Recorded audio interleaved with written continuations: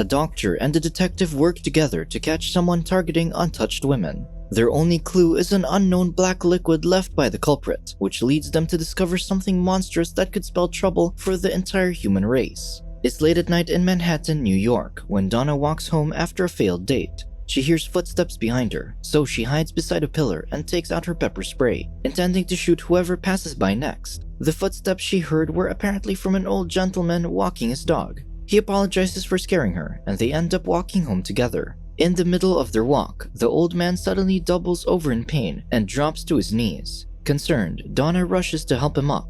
He then grabs her with a bleeding, deformed hand as his exposed skin starts falling off, revealing that the old man is not even human. His true appearance is black and slimy, which lets out brutish grunts and growls. It lifts Donna and carries her screaming, struggling body into the darkness. While doing his nightly rounds, a security guard later spots Donna on the floor, bloody and whimpering, so he immediately runs back to get help. The following day, at the Manhattan General Hospital, Detective Dale Andriotti and Dr. Gamble Pace discuss how Donna was subjected to non-consensual breeding and her face was mutilated with acid. They visit her room, and Donna wakes up to their voices, fearful of the strangers. Dale introduces himself and asks her what happened. She can only remember a man with a dog, but this memory triggers a mental breakdown, and within moments, she becomes unresponsive. A nurse named Joffrey walks in, and Gamble tells him that she wants Donna watched around the clock. After leaving Donna's room, Gamble shows the detective the hospital records from the last 5 days. 4 other victims show similar symptoms, but each remembers a different attacker. When the victims were tested, the results showed that they exhibited brain waves that aren't typical for humans. In addition, an unknown black liquid was found inside their bodies, and none had been with the man before the attack.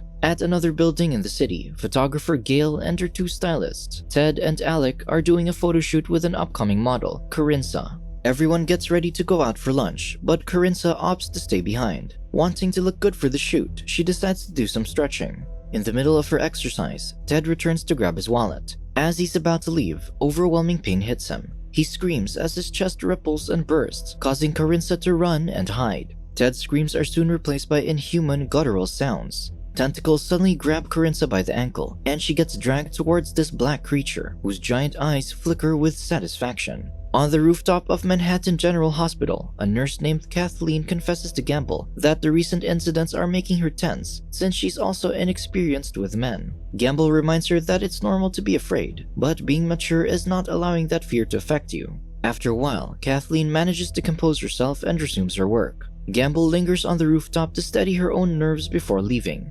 Unbeknownst to her, a black hand tries to grab her as she descends but fails to reach the doctor. Soon, Carinsa is brought to the Manhattan General Hospital, where Gamble and Kathleen attend to her while Dale observes them. Carinsa tries to tell them what happened, but upon recalling Ted, she bolts up, eyes wide with terror, and cries out his name before going into a lifeless trance. Kathleen is disturbed by what she sees. Somewhere beneath the Empire State Building, a homeless old lady is looking for a place to stay. She picks a spot beside a red brick archway and doesn't notice the black humanoid creature lingering nearby, which soon attacks. The day after Carinsa's incident, Dale meets with Gail to learn more about the crime. Being the reason Carinsa moved to New York, the photographer can't help but feel responsible for the event. Dale comforts her by placing the blame on his only lead, Ted. This surprises her since she doubts that Ted would do such a thing. She shares that Ted went missing after they ate lunch, but she's certain he wouldn't force himself on Carinsa.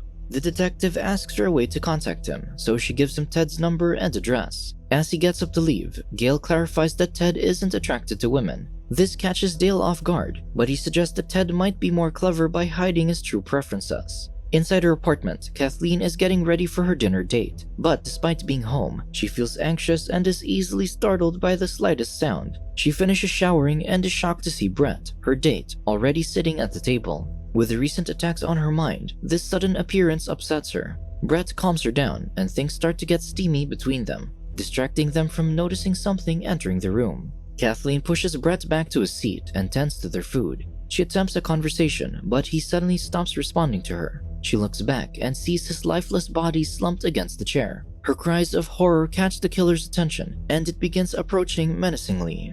At her studio, Gail is still dwelling on what happened to Corinza. The power suddenly shuts off, so she reluctantly goes to the basement to check the breaker. The creature is also there, but she doesn't notice it creeping up on her until it's too late. Meanwhile, Joffrey is amazed to see that Donna and Corinza's injuries have healed without a trace. Elsewhere, after getting attacked, Gail suddenly stands up like a zombie and walks away. The following morning, Dale talks to Ted's mother at their house. He learns that Ted is part of the New York Historical Society, and they occasionally visit abandoned tunnels under the city to hunt for antiques. She hasn't seen him in 2 days, and she's worried. Dale doesn't have the heart to tell her that he's there because Ted was suspected of a crime, not because he's missing. At the hospital, Gamble is consulting with Dr. Ira Markham regarding the unknown black substance found in the victims. Using a microscope, they discover that the samples are tainted with a specific red brick dust found only in the tunnels underneath Manhattan. That night, Joffrey visits Donna's room to find her awake. With a blank expression, she sits up and stabs him using a stolen scalpel. She casually walks out of the room and goes deeper into the hospital. Elsewhere in the city, Gamble is in bed when the detective calls, requesting her to come to the hospital. They find out that all the victims, except Corinza, have disappeared. Gamble phones an order for 24-hour surveillance on Corinza to prevent her from disappearing too. During her call, Dale overhears the doctor's full name, leading him to realize that Gamble is her given name instead of her family name. The doctor explains that it's an inside joke from her dad, who used to deal cards. Even though it was a joke, she appreciates how the name has impacted her view of life. Using this moment of vulnerability, she admits that she finds Dale's enthusiasm for the case puzzling. Dale then shares that his older sister's innocence was also taken against her will, so he understands how a horrifying event like that can transform someone's life. Trying to lighten the mood, he then asks Gamble out on a date. Although she accepts, she warns him that her past experiences with men have been unpleasant. Somewhere underground, Donna is heading towards a glowing archway. In East Village, Alec arrives home just in time to answer a call from her mom. They catch up as she's getting ready for a bath. Outside, someone is in the process of breaking into her apartment. Their conversation drifts to if Alec is still inexperienced with men, and she exasperately answers yes. Annoyed at the topic, Alec cuts their conversation short and hangs up.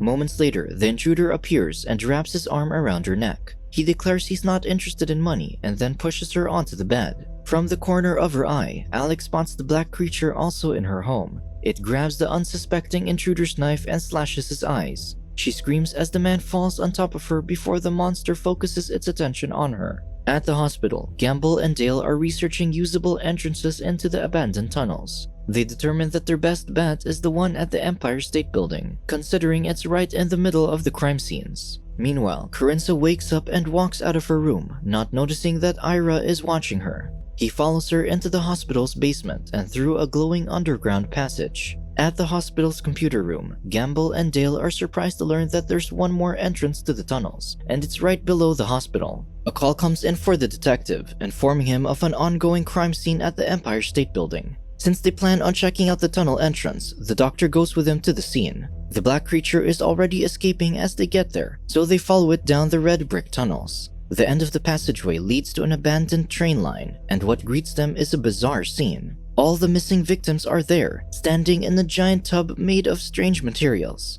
As Corinza approaches, the women reach out to her, and she holds on to them while they help her get into the tub. The duo comes closer to investigate and comes across the desiccated remains of the homeless old lady. Further inside, they meet Ira, who's oddly calm and knowledgeable of the things around them. He explains that the glowing tub is a nest, and the creature that built it is from space. He says they are in the middle of their reproductive season and can take any form to breed. He also notes that Gamble has never been with a man and that the alien needs women like her. The remains they just saw were an experiment that failed, and the reason the alien targeted inexperienced women. This was because they could give birth to healthy offspring that could also breed, while the children of experienced women could only take life. To prove his point, a small alien conceived by the homeless old lady appears. Its oddly shaped head features mismatched eyes and a vertical mouth lined with sharp teeth. It bites the hem of Gamble's skirt, so Dale grabs the alien and pulls it off.